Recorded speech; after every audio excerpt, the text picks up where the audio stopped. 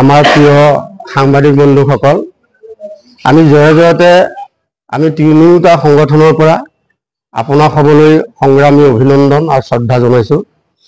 আজি এটি বিশেষ গুৰুত্বপূৰ্ণ বিষয়ৰ ওপৰত আমি এই সংবাদ মেলখন আয়োজন কৰিছো। আপোনালোকে নিশ্চয় গম পাইছে যে আমাক একাংশ বহিৰাজ্যৰ পৰা অহা বনিয়া গোষ্ঠী বা ঠিকাদাৰসকলে আমাৰ অসমখনক কেনেকৈ লুটিছে এই বিষয়ে নিশ্চয় আজি আপোনালোকৰ সংবাদ মাধ্যমত সম্পূৰ্ণ হিচাপে ফুটি উঠিছে। এতিয়া তাৰেই আজি কেৱল মাত্ৰ মই আৰম্ভণি কৰিব বিচাৰিছো। অৱশ্যে এইখিনিতে কওঁ যে ইমান দিন মই মুখ খোলা নাছিলো, কিন্তু আজিৰ পৰা মুখ খোলা আৰম্ভ কৰিছো। আৰু আপোনালোকে চাওক যে আজি ভাল কথা, চৰকাৰে যিবিলাক কাম কৰিছে আমি সন্তুষ্ট, বেয়া পোৱা নাই। কিন্তু কথা হ'ল কি যে আমাৰ বিহু এটা আমাৰ অসমীয়া জাতিৰ এটা জাতীয় উৎসৱ। সেই উৎসৱটো বিশ্ব দৰবাৰলৈ নিয়ে, কোনে নিয়ে তাত আমাক ক'বলগীয়া নাই, তাৰ বাবে আমি গৌৰৱ কৰোঁ। কিন্তু সেই বিহুৰ নামত একাংশ ভূপেন্দ্ৰ পাল সিংহতৰ দৰে ঠিকাদাৰক আমি বিহুখনৰ নামত আমি দিয়া টকাবিলাক, যি টেক্স দিয়া টকাবিলাক আমি শোষণ কৰিবলৈ অসমীয়া জাতিয়ে তেওঁলোকক ঠিকা দিয়া নাই। গতিকে আজি ভূপেন্দ্ৰ সিং পালহঁতে আপোনালোকে নিশ্চয় গম পাইছে যে যিখন চকী ভাড়া ল'লে 10 টকা আৰু সেই চকীখনৰ তেওঁলোকে ভাড়া লৈছে 1900 টকা। এটা ছুপাৰ ছেট আমি খুব যদি ভাড়া চালাও 3 দিন বা 4 দিনৰ কাৰণে, এটা ছুপাৰ ছেট খুব ভাল দামী ছুপাৰ ছেট এটা আমি 3 দিন বা 4 দিনত খুব ভাড়া দিলে আমি 1000 বা 2000 টকা দিওঁ। কিন্তু তাতে আজি এই ভূপেন্দ্ৰ সিংহতে কিমান টকা লৈ গৈছে? 3 লাখ টকা। গতিকে এইদৰে আজি ভূপেন্দ্ৰ পাল সিংহতে অৰ্থাৎ অসম টেণ্ট হাউচে আৰু কি ইহঁতে আজি যেনেকৈ লুণ্ঠন ৰাজ চলাইছে, যে দেখা যায় যে আজি অসমত আমাৰ অসমীয়াৰ টকাখিনি তেওঁলোকে আত্মসাৎ কৰিছে বুলি আমি ধৰিব পাৰোঁ।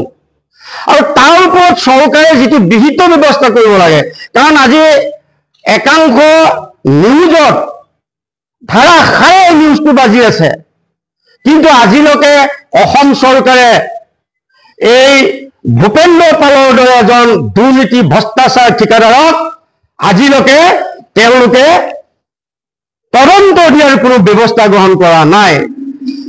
আজি কি আসাম টেণ্ট হাউচ আৰু ভূপেন্দ্ৰ সিঙৰ সম্পত্তিৰ তালিকা আপোনালোকে শুনিলে আচৰিত হৈ যাব। মই মাত্ৰ নাওমান তেওঁ ভূমি জালিয়াতিয়ে ভূমি লোৱা কেইটামান মই তালিকা আপোনালোকক দি দিছো। গুৱাহাটীৰ সৰু-সজাইত এই যে আমাৰ অসমীয়া মানুহখিনিৰ পৰা বিহুৰ নামত, ঝুমুৰৰ নামত, বিভিন্ন অনুষ্ঠান প্ৰতিষ্ঠানৰ নামত তেওঁ টেণ্ট দি পেলাই য'ত এটকা খৰচ হয় তাত তেওঁ লৈ আছে কিমান লাখ টকা।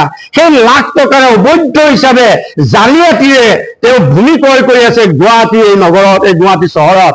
তাৰে সীমিত কেইটামান আমি আপোনালোকক আজি তথ্য দাঙি ধৰিছো যে গুৱাহাটীৰ সৰু-সজাইত অবৈধভাৱে গোটেই মাটিবোৰ কিনিছে কিছুমান স্থানীয় দালালক মেনেজ কৰি। তেওঁ কি কৰিছে, সৰু-সজাই কেইটামান ভূমি মাফিয়া, ভূ-মাফিয়া আৰু দালাল, মাটিৰ দালালক মেনেজ কৰিছে। মেনেজ কৰি তাত কি কৰিছে, তেওঁ যিবিলাক একচনা মাটি আছে এই একচনা মাটিবিলাক ৰাতি তেওঁ মানে দখল কৰায় আৰু সেই টকাবিলাক ফাইনেন্স কৰে এই ভূপেন্দ্ৰ সিংহতে। ভূপেন্দ্ৰ সিঙে ফাইনেন্স কৰে এই দালালবিলাকক।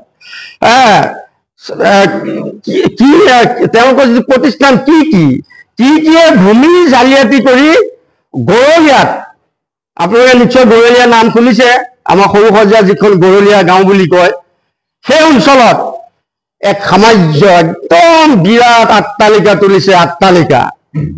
সেই গোটেই জালিয়াতি কৰি ভূমিবিলাক লৈ পেলাই।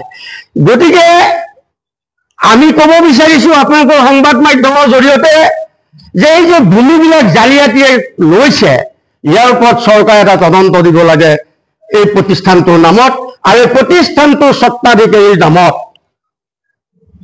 আৰু ২ নম্বৰ হৈছে আজি আপোনালোকৰ জৰিয়তে আমি চৰকাৰক জনাব বিচাৰিছো যে এনেকুৱা এজন ব্যক্তিয়ে য'ত আমাৰ অসমীয়া জাতিক শোষণ কৰিছে, এনেকুৱা শোষণ কৰা এজন ঠিকাদাৰক প্ৰতিষ্ঠানটোক কিয় আজিও ব্লেকলিষ্ট কৰিব পৰা নাই চৰকাৰে, কিয় সাহস কৰিব পৰা নাই অসম চৰকাৰে?